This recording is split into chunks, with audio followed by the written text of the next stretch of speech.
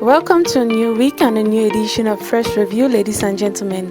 Let us talk about what the papers have for us today, October 19, 2020. Today we begin with the Media newspaper, which talks of the striking CDC workers demand 13-month salary arrears. The story of anxiety ahead of 22nd October can also be found in this edition, as the paper demands in the headline. Can CPDM impose a city mayor in Kumba? This article is found on page 5. The Horizon newspaper talks of Ayok Julius, who calls for collaboration snubbed in page 9. Back to school, Santa Kakus brings light to underprivileged children with 50 million word package. Enam student found dead in Yaoundé Municipal Lake is also available in this edition. Cameroun Insider talks of upcoming regional elections in the headline, Women Want to be Heard. Serac Donate in the Adamawa region is also a must-read in this edition found on page 10. Back to school, the paper talks of massive attendance recorded in the Northwest and Southwest regions in its pages 9 and 13. The News Watch provides the story of Enam entrance exam scandal and how Mindef lone Anglophone candidate has been pushed to the waiting list. Priest and Pilgrimage says Cameroon has been cursed with innocent blood and the country needs cleansing is also available in this edition. Le Quotidien newspaper talks of how to succeed in public exams and concludes in the headline, D'abord la performance.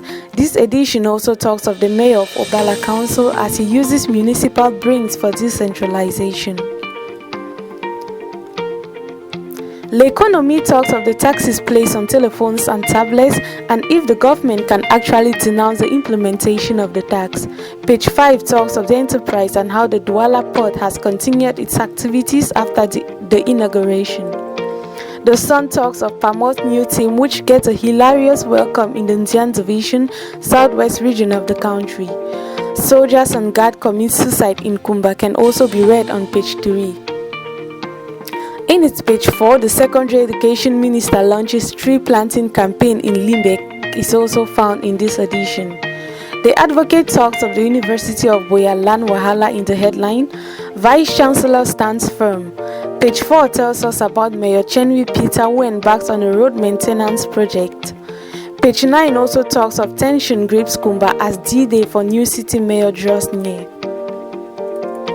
The Star talks of the academic year and as it is barely 2 weeks to the 2020-2021 school year and how the year is being termed to great enthusiasm.